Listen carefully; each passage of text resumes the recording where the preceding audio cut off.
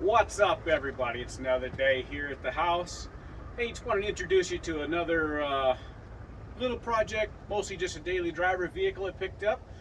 Going to be doing a little bit of work to this. Got a 99 3rd Gen 4Runner Limited. Got the 3.4 V6 automatic, and it's got the magic button. Give you a little walk around on this thing and tell you what it was like when I got it, what I've had to do to it, and what the direction is for it. All right. Maybe a quick little walk around. Things in really good shape. No rust on the frame. A couple little dents in the back door here and here. Nothing bad.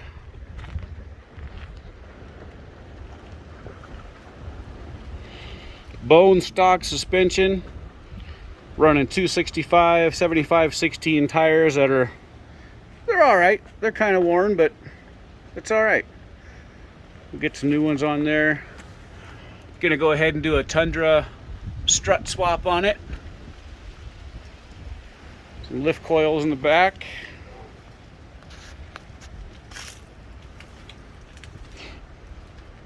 Take a quick peek inside. It's been my daily driver back and forth to work. Thing's pretty nice. 267,000 miles on it. Clock does not work. Got the magic button.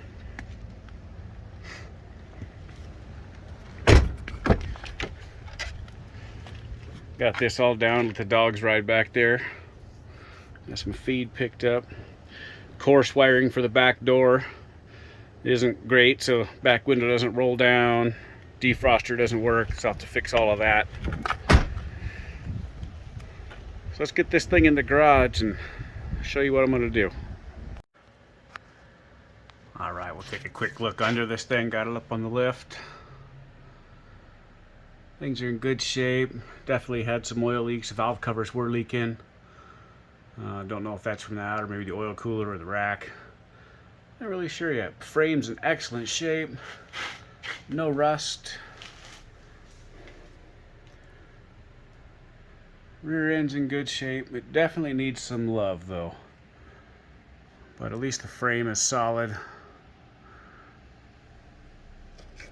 That's got me slightly concerned.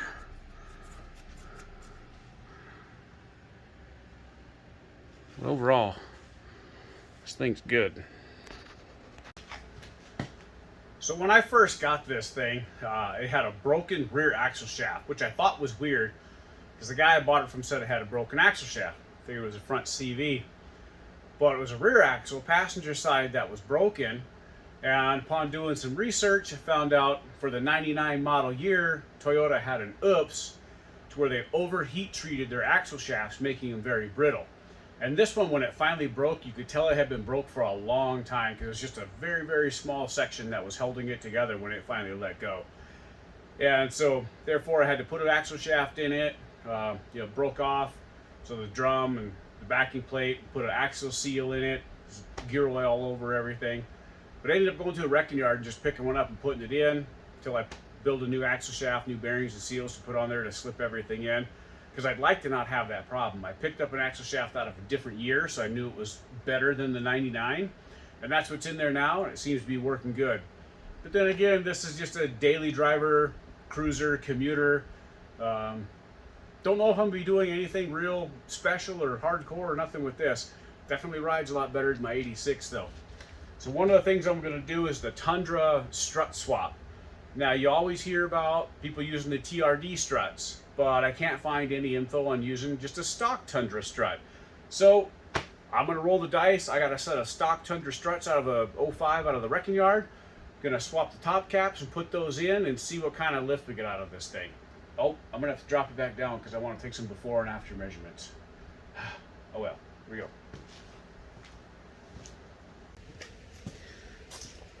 Okay, got about 30 pounds of air in the tire. Yeah, what's that? 35 and a quarter to the fender flare there.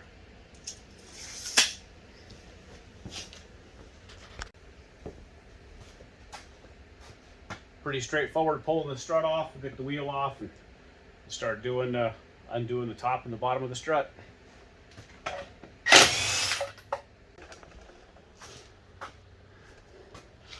I got the top bolts up there on the strut, those three, then just a lower bolt down here, and that should come right out of there. Probably have to manipulate it a bit, I'm sure.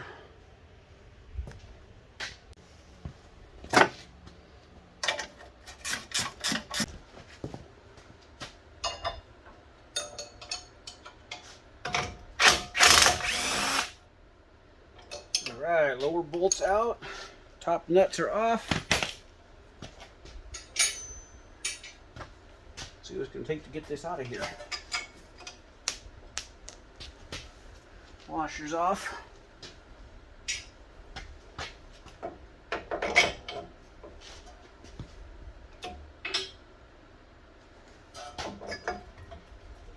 That was easy enough.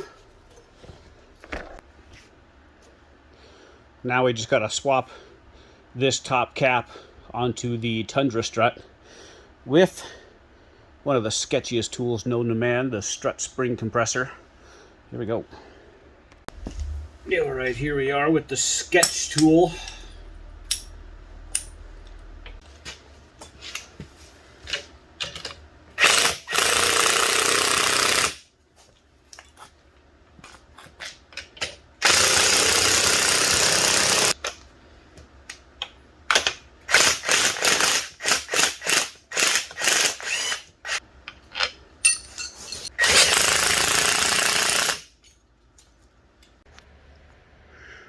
Well, it's back in, that Tundra strut.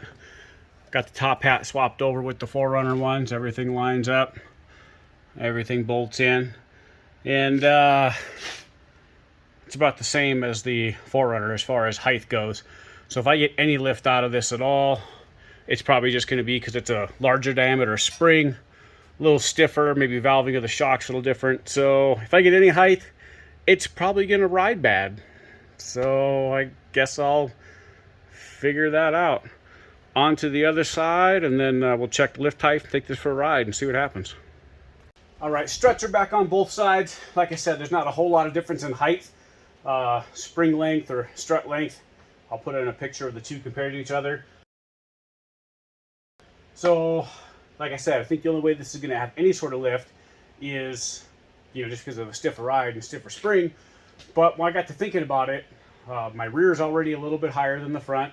Turns out I had one blown strut on the driver's side. It was leaking. So if nothing else, I got a new set of struts, and it looked kind of funny if I had a little bit of lift on the front and sagging in the back. I ain't into that look. So anyway, we'll get these tires back on here and drop this down and check ride height.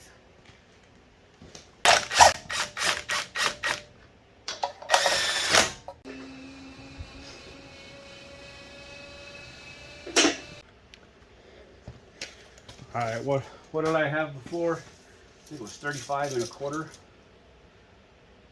Shoot, that's 36 3/4 now. So that is 1.5 inch lift out of the stock Tundra coils. Huh, that's cool. So yeah, 1.5 inch lift. I bounced on it a little bit. We're gonna take this thing for a test drive and come back and double check the measurement, see if it settled any, and see what happens. We're at 35 1/4, now 36 3/4. So we'll see if that drops any. Let's go for a test ride. All right, gonna get this thing out on a test drive and see what it feels like with these Tundra struts. Well, it's definitely stiffer on the dirt road right now. See what happens when we get out to the pavement.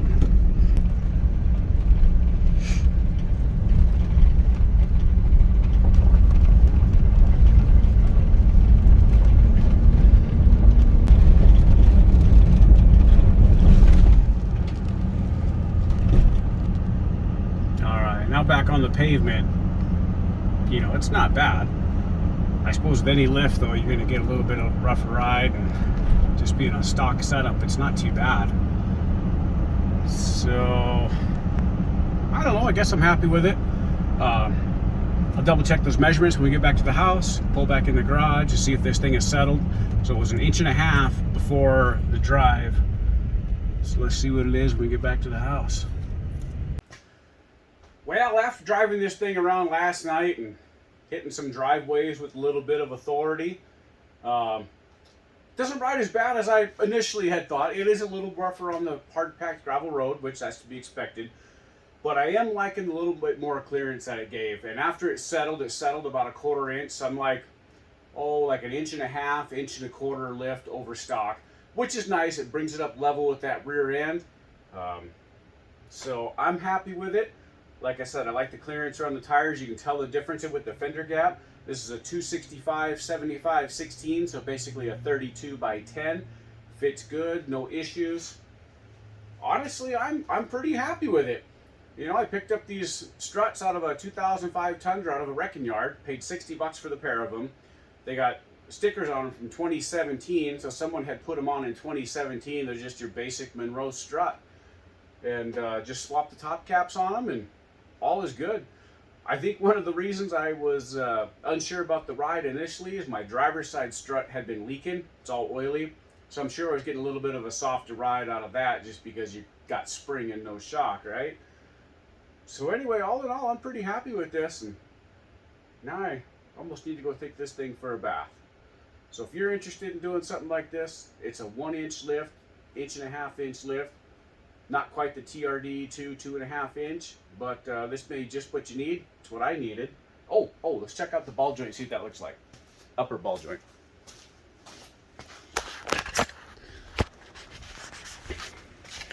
All right, well, upper ball joint's not at a bad angle at all. Everything's in there real nice. The other thing I did notice is it did kind of pull that tire in a little bit, because as the lift goes on, the A-arms get pushed down, the tires go in.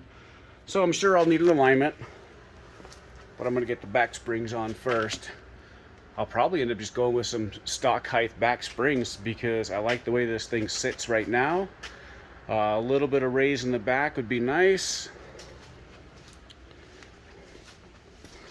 But my stock coils, I think, are just shot. When my kids get back there, any bump I hit them bump stops in the middle of the springs. But it don't look bad when it's empty. So anyway, hope you enjoyed this video. Hope it works out for you. God bless you.